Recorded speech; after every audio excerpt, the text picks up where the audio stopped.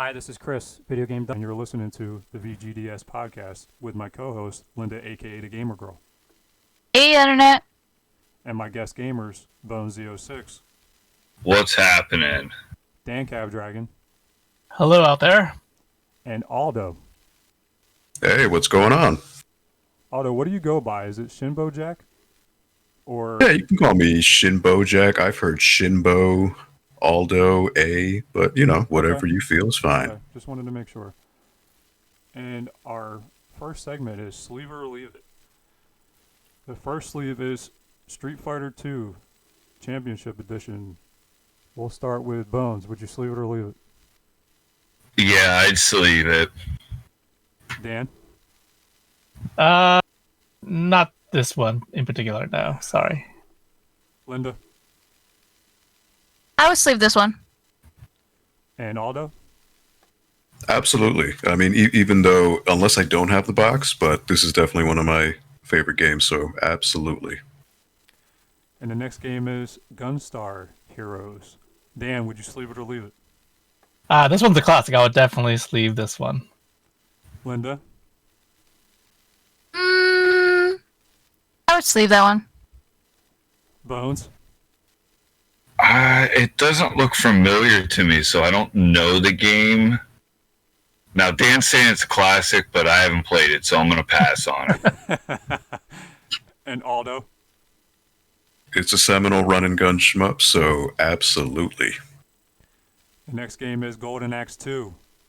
Aldo, would you sleeve it or leave it? Yes, but I'm also going to say, just for those who played Golden Axe 2, I'm just going to sum it up and just say, blah! Bones, sleeve it or leave it? But of course, I'd sleeve that. And Dan? Yeah, I'd agree. I like the series, but this one is not as good as the first one, but I would still sleeve this. Linda? Yeah, I'd sleeve it. Okay, and the last game is Shinobi 3, Return of the Ninja Master. Dan, sleeve it or leave it? This is my least favorite of the series, but I would still sleeve it. Linda?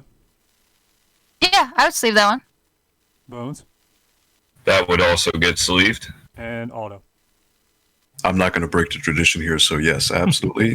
Great game. Not my favorite in the series, but still, absolutely. Hey, Aldo, did you get the theme here?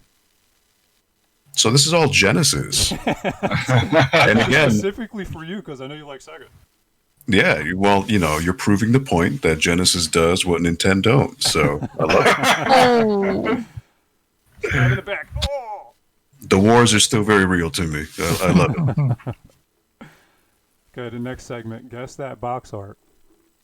I think this one might be a little bit difficult for some people. Not for me. I know, I'm not going to do you. We're going to start with Bones. Oh, my lord. I don't know. Grand Theft Auto? I have no idea. What? All right, hold Grand on. Theft Auto, really? Bones, let me give you the console. Dreamcast. Well, I still don't I know have what it is now. Or at least I think I know what it is. Is that cut into two pictures on purpose, or We're talking about the first one. It's to make it's like a play on. It's to make you Just the eye, yeah. your brain to freak out. Yeah. All right, I'm still clueless on it. You can move to someone else. Okay. Dan? Yeah, this is a small picture. I can barely see that, but you said Dreamcast. Yes, sir. Is it Power Stone? Yes. Yeah, All right. Yeah. Ding, ding, ding. good job, good job. Okay. We'll start Linda, next one. Can I get a console, please? Same console. Okay, so it's Dreamcast. Yes. I've seen that hair before. Is there a fighter or an RPG?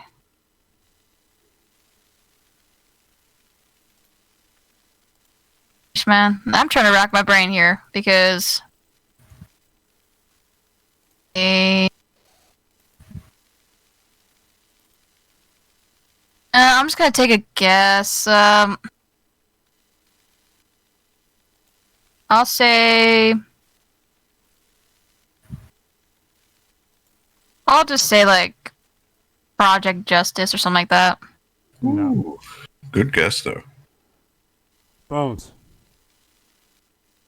My God, you don't even want to know where my mind went looking at that picture. But I was in way left field, let me tell you. So I have no clue. I thought it was Hannibal Lecter's face or something there. Texas Chainsaw. I was really confused until Linda said the hair. Then I finally saw the hair on the person. But I can see I Texas Chainsaw Massacre, definitely. That does kind of... I can see that. it kind of like skeeved me out. I was like, all right, I keep focusing on that. But yeah, I have no clue. Hannibal Lecter, I love it. Play this game while you have a nice Chianti and some fava beans. I do the sound effect. There you go. Dan, any guesses? This was, you said Dreamcast, right? Yes, sir. All right, so that narrows. I was going to say King of the Fighters, but that's not a Dreamcast game, I don't think. So my next would be Soul Calibur. Yes, sir. Yes. All right. All Oh, right. there you Go go. Dan. That's why it looks so familiar. It took me all of my power not to blurt it out, but Oh. good choices. Again, Aldo. Good I did that choices. just for you. It's funny because that first thought- picture yeah, I honestly, instantly knew. I didn't even think they were going to get it. I was just going to let you, like, eventually I knew you would it would come to you, and I'm like, oh, he'll get it no matter what. Full disclosure, Power Stone is one of my favorite games of all time. So yeah, That's why I knew you would know that one, because I remember you saying that was your favorite game. And I was like, oh, yeah, I'm going to put it in the podcast then. I love it. Oh, sorry, I didn't let it get to you then. No, it's fine. I'm glad you got it, man. Like, you have a hard time getting these box arts sometimes. I do. Yep. Okay, next segment is Logo Sleeve of the Month. This month it goes to All Go Game and Swap Meet. That's right. Cheap plug. I love it. And you didn't have to do anything for it. That's the best kind of plug there is. Isn't it? So anybody that wants to purchase one of these sleeves, all proceeds will go to Aldo for Algo. Haha, how about that? Very good. They're available for sale. Again, all proceeds go to him. Please reach out to him or myself, and we will make it happen. Next is Franchise of the Month, and we'll take it away, Dan. All right. So for this month's Franchise of the Month, in light of Pac-Man's 40th anniversary, I picked Pac-Man. It's been on a lot of consoles since the beginning of time, basically. So my questions for you are, assuming you've played it at some point in your life, when was the first time you played Pac-Man? And also, when was the last time you played Pac-Man? Or a Pac-Man game, put it that way. All right, go ahead, Bones. We'll start with you. The very first time I played Pac-Man was actually at a little pizzeria, Fratelli's, and they had one, and there was another one called Martelluzzi's. They also had one. And those were the two places I remember playing it first. I never had it on a home console when I was real little. The one I like most, though, see, that's kind of hard because there's a lot out there that I haven't played that I've seen that look fun. But I would have to say the one I've probably played the most would have to be the Pac-Man World on PlayStation 1 that I got the most enjoyment out of. And Linda? For me, it's a little harder to remember exactly when I started playing Pac-Man because, like Bones, I've been to a bunch of Pizza Huts, and arcade was always in there with a couple other cabinets. Probably at Pizza Hut, and then later on, I did get an Atari, and then, it's on a couple of consoles. I had it for my favorite, probably would have to be Mrs. Pac-Man, just for the simple fact that it had a little bow. They just took a little sprite and put it on there just for giggles, I guess. I don't know. And the eyelashes too. You can't forget that. Yeah. That was a little fun touch to add to it. So I would say just that alone made it funny. And Sorry, go ahead. the other question I had in there was what was the last time you played Pac-Man? Oh yeah, I forgot about that. I played it on my PS4. That Championship Edition too. I was just playing that a little bit for a while. Like I think that's the last time I played it. I couldn't tell you the last time I played one, Dan. It's been a while. Okay, Aldo, your turn. Yeah, so I think the first time I played it was back when I was maybe 6 or 7, and there was a local mall, actually where I lived, and they had a big supermarket called Pathmark. And in that little strip mall, they had like a little tiny, dingy arcade with like 6 machines, and Pac-Man was one of them. So I did play it there. Got destroyed, of course, but you know, obviously it leaves an impression. It was really cool. So that was my first experience, and my most recent experience was as Linda said, the Championship Edition 2, because it was given away for free recently on PS4 and Steam. So got that, played it a little bit, and as far as my favorite entry, gonna go along with Linda and say Miss Pac-Man. As you know, as important and as seminal the original Pac-Man was, I think Miss Pac-Man was an improvement in every way, because unlike the original Pac-Man that just loops the same stage over again, it had different level layouts, and it was a bit faster. It had the turbo mode, and even, you know, just adding that bow and the eyelashes, it gave her a bit more personality and pizzazz to her. And Right, yeah, whereas that's the one Miss that always stuck Pac-Man with me. is just a dot. He's just a pizza, right? Yeah, Just that's cut. it. Literally, yeah. Missing a slice. That's all he's doing. And, you know, nothing wrong with that, but Miss Pac-Man, I think, just had more sound effects. It had better cutscenes too, and yeah, it was just when I had that for Genesis, and I remember playing the heck out of it. So, and I actually beat it. There's like, I don't know, 60 some odd stages, so it's a long one, but yeah, Pac-Man is Pac-Man fever, right? Exactly. So my actual favorite, I want to agree with Bones and say the same thing. Pac-Man World. I played a lot of that. When I first actually started playing Pac-Man, it was actually at a 7-Eleven. They used to have a little tiny corner, 4 or 5 machines inside 7-Elevens a long time ago. Little tiny convenience store, if you don't know what that is. And I can't remember my age, but I know I was young because I could barely reach the controls. I had to stand on a milk crate to reach them. So, played it there, and the last time I actually played it was like 2 days ago. Oh wow! With my son. I have an arcade cabinet. It's a multi-cade, and I played it. The original Nice. with my son like 2 days ago. Okay, Dan, your turn. Okay. Yeah, the first time I played this was at a putt mini golf, which was in the early '80s. Yeah, I remember I definitely remember Pac-Man Fever, and it was the hottest game in the arcade at the time. So I remember a lot of people lining up to play that game, and so definitely have early memories of that. Have your corners lined up. I got next. I wasn't particularly good at Pac-Man, but yeah, some people were. Last time I played it, yeah, like you, Chris, I have the arcade one-up version of the Pac-Man cabinet, and I haven't played it for a while, but it was definitely the last time I played Pac-Man, which was a couple months ago, probably. And my favorite installment, yeah, I agree with the others. I mean, Miss Pac-Man was definitely an upgrade. Definitely on the Atari 2600, that blew the original Pac-Man away, and how much closer it was to the arcade. But the Genesis version is great. It has a lot of cool twists on it too, so that's definitely a good version of it. But yeah, Miss Pac-Man for sure. That's installment of this series. Awesome. Now this is the time where Aldo gets to take the floor and give us a little feedback on who he is, what he does, and what exactly you collect, and all that fun stuff. Ooh, so my origin story. Yes. All right. Exactly. No, I've been playing ever since I can remember. You know, probably 5 years old or so that I can remember.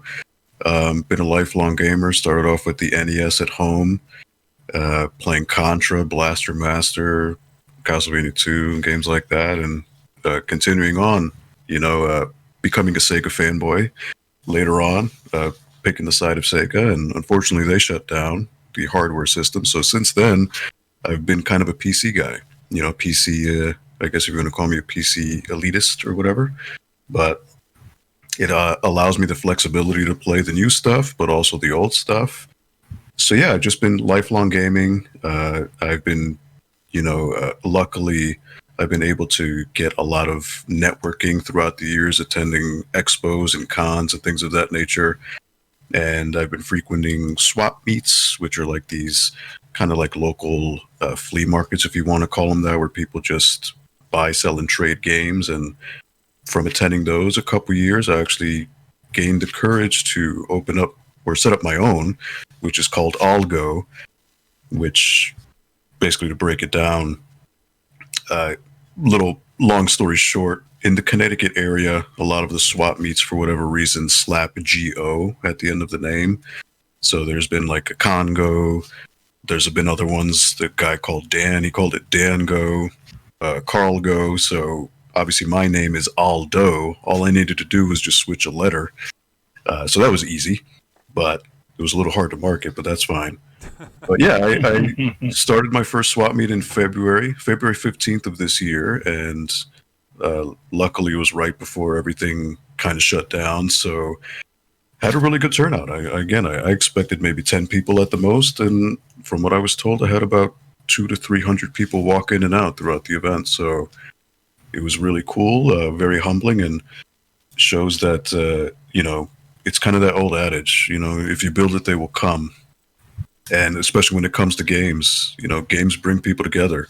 And I'm happy that I was able to facilitate an event in a venue where people could do that, just sell games, make some money. But at the end of the day, I think the biggest takeaway was there was a lot of networking going on. People were making friendships, and because you never know, you're going to see people who come in who have they're all common. They all love video games, but you'll find somebody, like in my case, I love Dreamcast. I bump into people who like Dreamcast or Power Stone, whatever it is. And you never know where these moments can take you.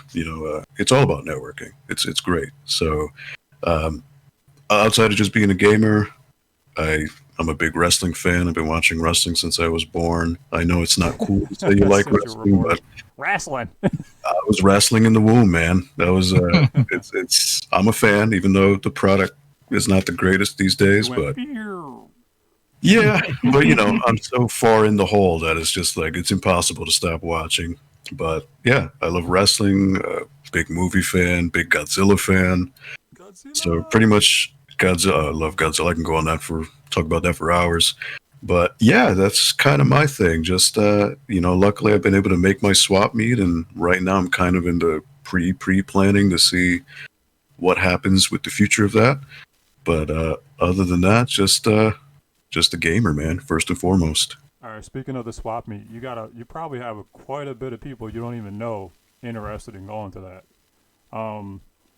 So I know you're not planning this year, right? Are you? Or it's kind of a wait and see approach. Yeah, right. Just basically where I hosted the event is where I work. I work at a public library, and they were very nice enough to ask me to create an event. And I was like, well, what if we do something video game related, which is something they haven't done. And luckily they were all ears, and they were supportive to the idea and helped me out with logistics and all that. So I'm definitely going to do that there again. It's just right now it's kind of, we're not open.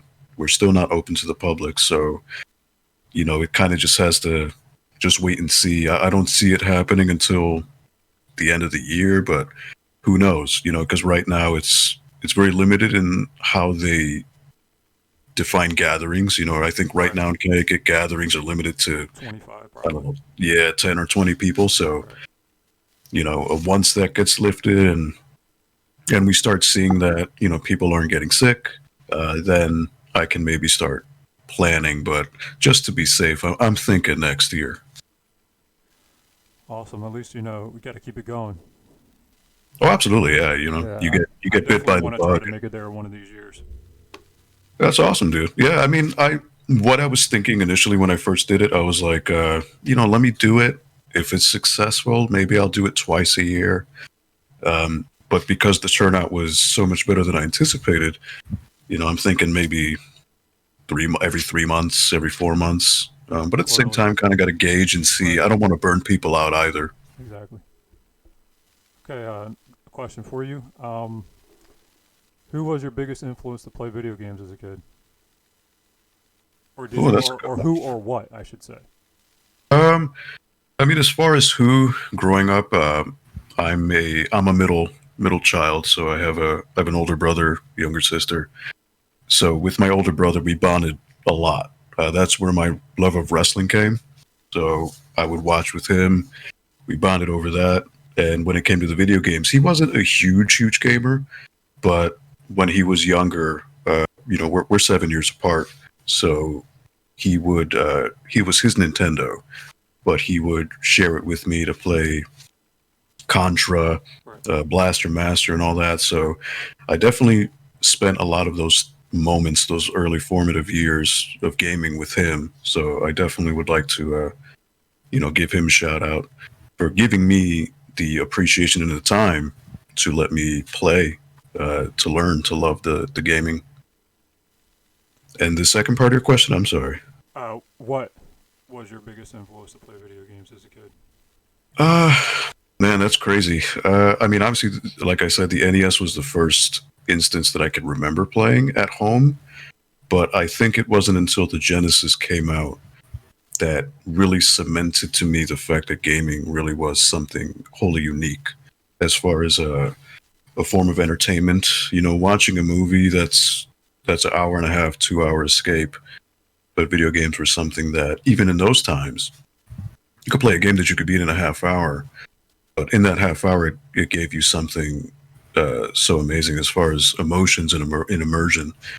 So like when the Genesis came out, seeing games like Sonic the Hedgehog running for the first time, Streets of Rage, even Altered Beast, Golden Axe, things like that were very seminal in cementing the fact that, and even now that I'm older, it cemented the genres that I love. I love beat 'em ups. I love fighting games. I love platformers, and these are the games that time I think Sega was pushing more than maybe the competition was.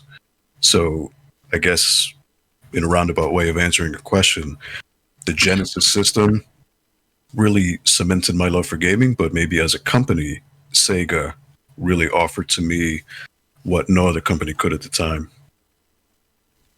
And one last question before I hand it to the next person. Name a game that you don't have that you would like in your collection. Oh, that's good. I haven't actively collected in a while, but one game that is eluded me is Die Hard Arcade for the Sega Saturn. That's one game that I have a lot of fond memories growing up. When that game came out, I was probably, 15 or so, 14. I had a cousin who owned it, and we would play that game for hours. It was just turn off your brain, a lot of arcade fun. They say they don't make them like they used to, and I think it's one of those cases where modern beat 'em ups are certainly not like that. So if I could get Die Hard Arcade, it's going up in value these days. It tends to hover around the $100 mark or so. So one day, but definitely that's one game right now currently that I really have the itch for. Okay, Bones. Questions? All right, Aldo. Here's a goodie for you, buddy. Over the years, every system, every console, they've all had accessories. And every system's had good ones and bad ones. What's your favorite accessory and least favorite accessory for Sega systems? That's a good question too. As far as favorite, I suppose I would say maybe the VMU for the Dreamcast, because it took what the PlayStation did with the memory card, but then jacked it up to the next level and pretty much laid the template for what we call the second screen experience now. So At that time, it was unheard of to have a memory card with a screen on it. But not just that. Let's say you're playing Resident Evil. You pop it in. Instead of going to the start menu to see your stats, your vitality, your ammo, you see it on that screen in real time. So it had a lot of interesting gameplay mechanics that maybe you couldn't see in any other system at the time, and even today, without having like a smartphone app or separate screen. So I think Sega really thought ahead of the curve there, and maybe they thought a little too ahead of their time, because I don't think people, the general public, really grasped what the VMU could do and what it was capable of. But I think in retrospect, you see it now and it's like, whoa, okay, this came out in 1999. This is pretty crazy tech for the time. Oh, yeah. Definitely my favorite. As far as the stinker, the 3D glasses for the Master System were kind of garbage. And there was also there was one called for the Genesis. It was called the Activator, which was like this octagonal thing that you stepped on, and it was supposed to be like a controller. So basically, it utilized some kind of like motion control. So like the idea was, if you're playing Streets of Rage, for example, you step inside this octagon thing, and you punch with your fist, and it would translate to the game. At least that was the idea. But of course, it did not work at all. But it had a lot. I remember seeing ads for it, like in the Game Pro magazines, trying to get me monthly and all that. And they hyped it up to the nth degree, like, oh, bring the games to the next level. Welcome to the future and all that. And it was garbage, hot garbage. But even if it was garbage, at least at the time, they were trying to think outside the box, Yeah, cool. All right, here's another one. If somebody was going to get into starting a collection of Sega Saturn games, what would be 5 games you'd recommend for them to get? Oh, man. That's a great question. I guess you'd have to do a mix of US and import games. But as far as anything from the US, I think 3 games that you definitely need were the triple pack that came. It's Daytona USA, Virtua Cop, and Virtua Fighter 2. I think are 3 seminal games that kind of sum up what the Saturn could do as far as arcade ports. And they were still, Daytona had its issues, but I think it still kept the core gameplay mechanics and the feel of the arcade. And then when you go to Virtua Cop and Virtua Fighter 2, it's pretty darn close as far as emulating the graphics and the experience. And those are 3 different genres. This is a racing game, it's a shooting game, and a fighting game. So I think that's 3 really good ones. I guess since those are 3 domestics, maybe my next 2 would be imports. I would say, if you love fighting games, definitely you want to go import X-Men vs. Street Fighter. Great game, and pretty much what set off the Marvel vs. Capcom series. It was pretty much the first in that entry. And if you have the 4 megabyte RAM card, you essentially get an arcade perfect experience, no loading, all the frames of animation and everything intact. That is something that PlayStation simply couldn't do at the time. So definitely an edge up on the Saturn. As far as the 5th game, I'm actually going to throw it to Panzer Dragoon Saga. It's insanely expensive, but if you want to talk about what the Saturn could do hardware-wise, it's a game that pushes it to the limit as far as 3D graphics and presentation. People put Final Fantasy VII as a really amazing game for its time, and I'm not knocking it, but Panzer Dragoon offers something so much more as far as presentation and immersion, and it's really an amazing swan song for the system. It was one of the last games to come out, at least here in America, before the Saturn shut down, and it's a great showcase of what the Saturn can do as far as tech and it's just got. There's really no flaws with it, other than it ending too soon. Just has amazing music, an amazing story. I mean, they created their own language for the game, so it's really a lot of love went into that game. So I would definitely say those 5. But there's so much for the Saturn, especially on the import side. A lot of games that never made their way here in the States that are so amazing. The Saturn, if you grew up in the arcade era and you liked what the arcades could offer, you know, shooting games, shmups, racing games, fighting games, platformers, RPGs, the Saturn has all of that and more. All right, cool. Yeah, Dan lets me in on some of those good imports. I don't mean to steal your thunder, Dan, but Yeah, you got it. You got it. Awesome. All right. Dan, you want to take over next?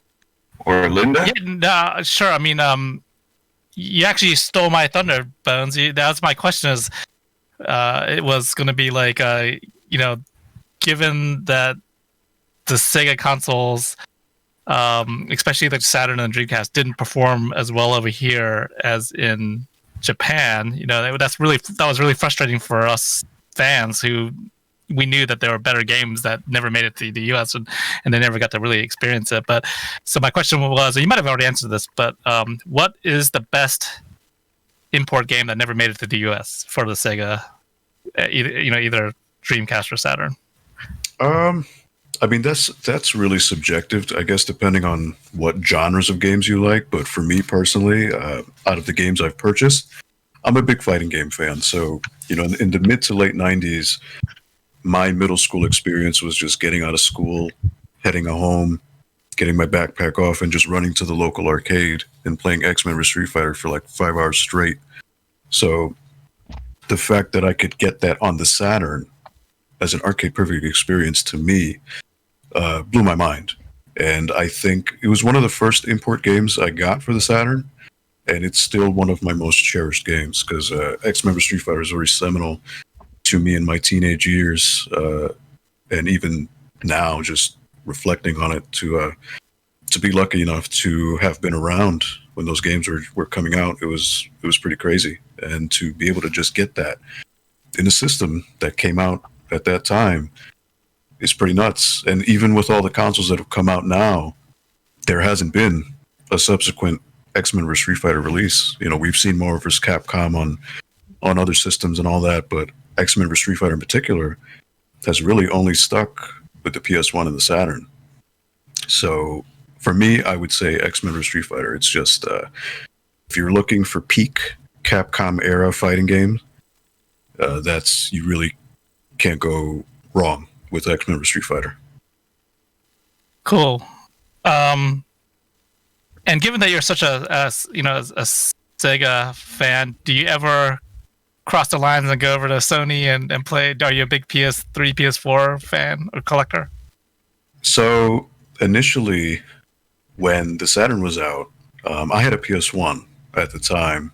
I mean, growing up, like I started off with NES, but then I went to Genesis. I didn't have a Super Nintendo. And then during the CD 32-bit era, I had a PS1 at first. And it was fine. There was nothing wrong with it. But once the fighting games came out, going back to the X-Men vs. Street Fighter and all that, started seeing that the ports on PlayStation were just not good. They were just very neutered, a lot of missing animation, loading times up the wazoo. So once I found out that the Saturn circumvented all that, and it gave you an arcade perfect experience, it kind of, at the time, I just immediately went in on the Saturn and did not look back. So definitely since then, I had Saturn, I had the Dreamcast, I had an Xbox 360, and I enjoyed that too. But PS2 I didn't have a PS3. I ended up buying a PS4 years later, but honestly, I don't use it for games. I use it to watch Blu-rays because it was a really cheap deal that I got. I do have games on PS4, but for whatever reason, I just haven't taken the time to play them. And now you're hearing on the news that, reports are coming out that certain PlayStation exclusives are coming out on PC. You know, Horizon Zero Dawn, something that initially was an exclusive made by Sony. So if that's happening, what is to say that other exclusives won't come out? So now that currently I'm a PC guy, so, you know, if I can just get PlayStation exclusives on the PC, they look and run better, and they're cheaper in most cases, then why not? You know, but yeah, I mean, not to knock the other systems, it's just that for the most part, the Sega systems have always been something that catered to my specific tastes, which, like I said, I was more of an arcade guy growing up. And the Sega systems, at least to me, I feel that they catered more towards those particular genres and ports of arcade games than the other consoles did. So, Sega for life. Yeah, definitely. Be nostalgic for a lot of those fighting games. Like I remember the Darkstalker series, Night Warriors. That was so much better on the Saturn than on the PlayStation 1 and Street Fighter Alpha and all those games. I have Vampire Savior on Dreamcast and or not Dreamcast, on Saturn, I'm sorry. And great port. And on Dreamcast I have Vampire Chronicles, which is again just amazing arcade perfect port that you just don't see on another console. Awesome. Yeah. All right, my last question is regarding the swap meet. I guess logistics, because that's really interesting stuff that you organized and put it on yourself. I'm just curious, you know, as a collector myself, you know, do you see a lot of, during these swap meets, do you see a lot of rare collectible stuff come through there? And, you know, like, how do you determine your pricing? And, you know, is it possible for collectors to actually get a good deal at these swap meets? Yeah, so with my swap meet, I wasn't really involved with the pricing. I kind of left that to the vendors to do. So I essentially hosted the venue where I provided tables and seats, essentially booths for people to come in free of charge to set up shop. So, you know, it was my first rodeo, so I was kind of running around just speaking to all the vendors just to make sure that they were all right. You know, I wanted to make sure that everyone was comfortable. You know, I provided beverages and snacks and all that to make sure everyone was okay. So honestly, I didn't really have much of a chance to really browse the wares to see what people were selling. But from what I was told, there were some people bringing in heavy hitters with glass cases of games. Like there was one person, from what I was told, someone did have a Little Samson on there for NES. Someone had Contra Force for NES. Someone else had Saturn Bomberman with the multiplayer adapter. So there were some uncommons and all that. As far as pricing, though, that wasn't really my thing. I just kind of left it up to the vendors. I think what most people do at these swap meets is, at least in the Connecticut scene, I can't speak for other places, but you tend to find the same people. It's the same people who vend and sell. They just hop from conventions to swap meets, and they kind of rotate the same stuff. So everyone kind of knows each other.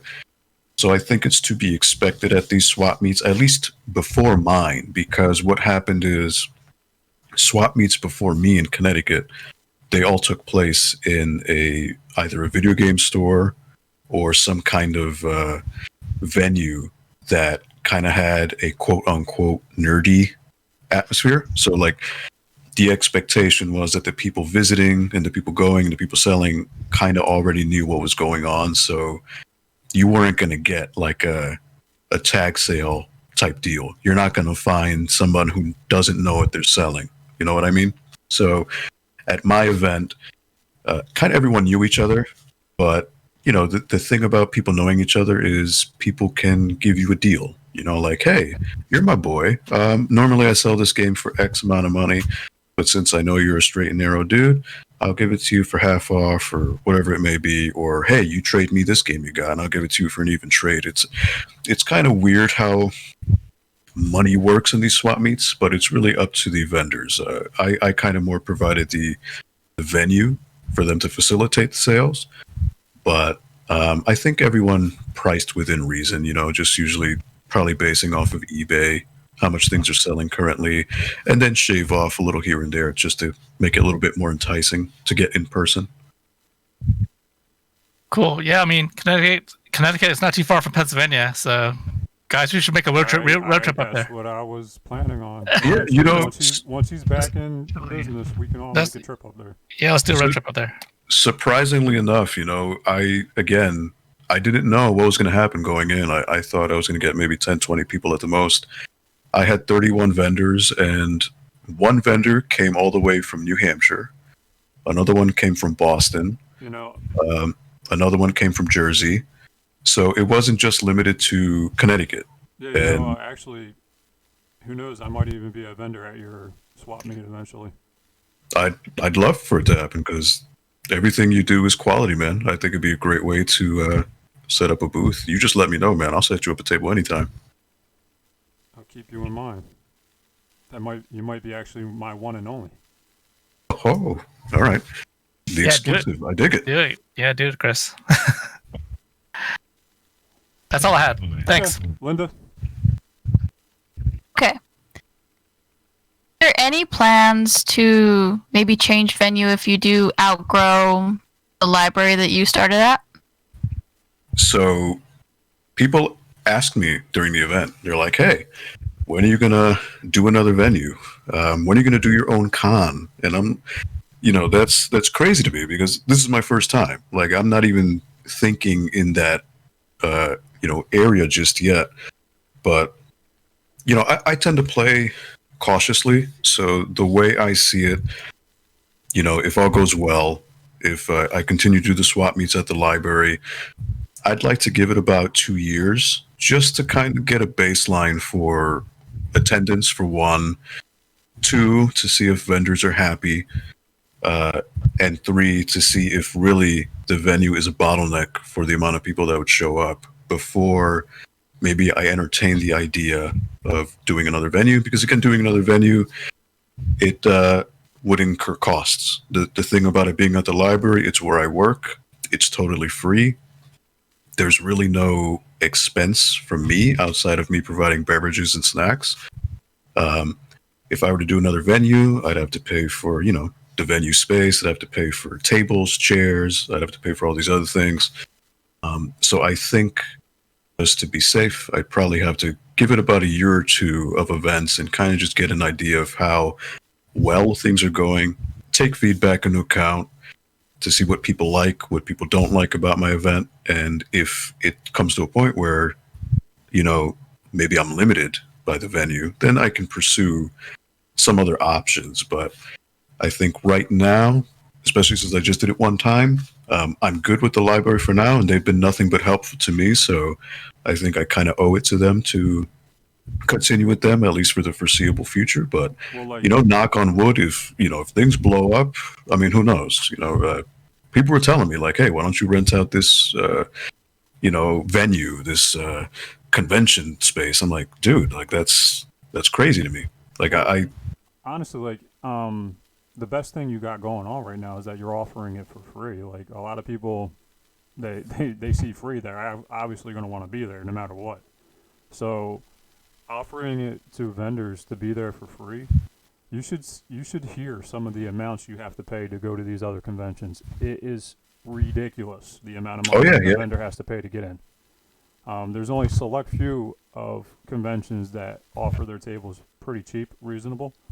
But most of these conventions, oh my God. Oh yeah, that's why I you'll know never for see sure, me at a convention, because it's not worth my time. I do this as a hobby. I don't do this to make money.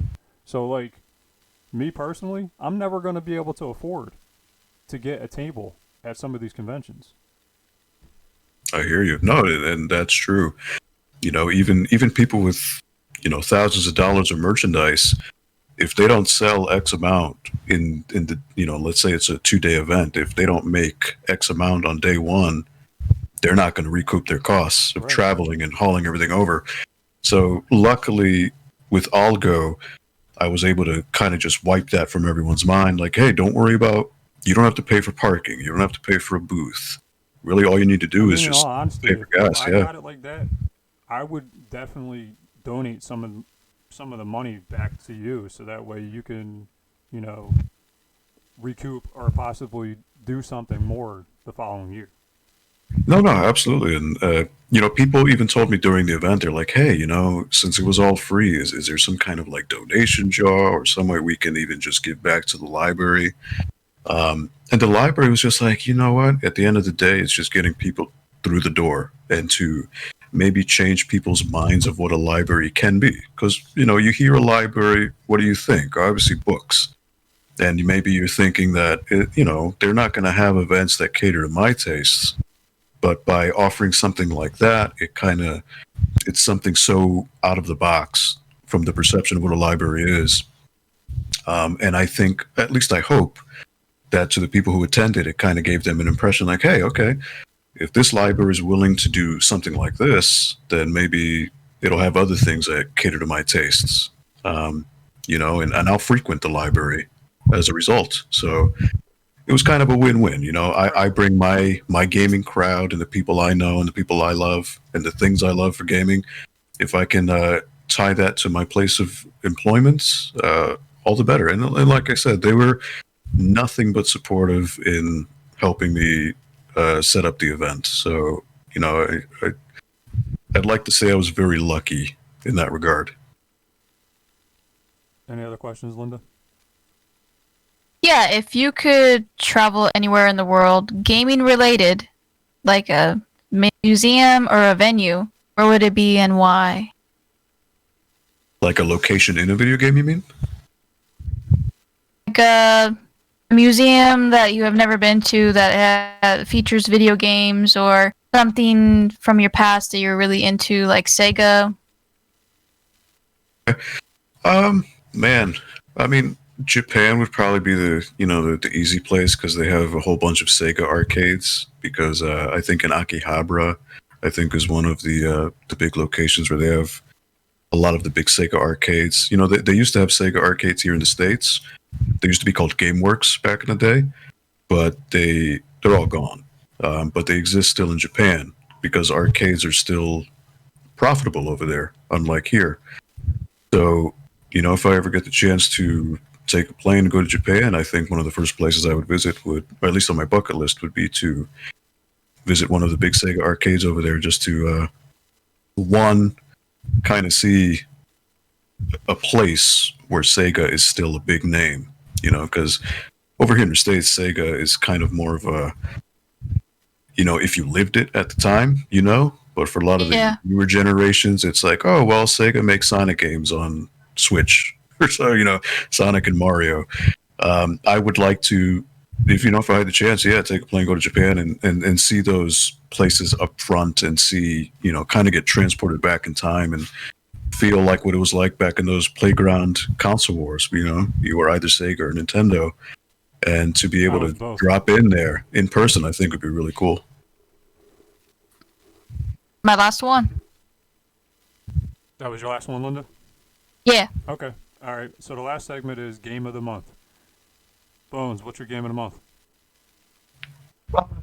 My Game of the Month, I'm going to have to pick A Way Out. Me and Mike downloaded that, Retro Mikey 78, so we're going to probably start playing that soon. So I'm going to go with A Way Out. Dan? My Game of the Month, I'm changing mine in honor of Aldo here because he mentioned Die Hard Arcade for the Sega Saturn. I'll go with the sequel, Dynamite Cop for the Sega Dreamcast, which is... Yeah, boy, great game. Yeah, also a great game. Linda? Yeah, my Game of the Month is going to be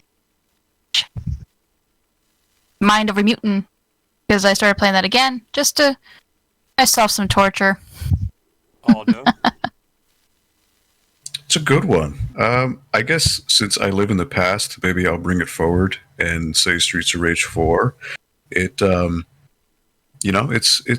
26 years since the last Streets of Rage game came out. So, even though it has flaws, it's still on the whole a quite enjoyable game, and hopefully it brings more IPs to the forefront. I'd love to see a new Shinobi game or a new Golden Axe or whatever. So hopefully Streets of Rage 4 was the impetus maybe behind a resurgence I really of hope old that happens, IPs. because I would love to see those games be released again.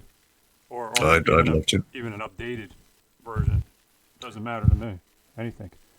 Absolutely. Mine since I played it recently, Pac-Man with my son on the arcade cabinet. So that's my game of the month. Nice. That's a very wholesome choice. Oh, yes. And I want to thank you guys for doing this podcast with me, especially you, Aldo, since this is your first time coming in here. Thank you so much. Yeah, I appreciate you giving me the time to just chat about games and about the love I think that we all share in different ways. And thank you all for having me. I appreciate it. Thank you to the normal podcast crew in here, It was fun. Yeah, as man. always. Thanks. Yep. Okay, please like, comment, and subscribe. And as always, don't blow, just leave. See you, everybody. Have a great night. Yeah. Have a good night. Take care.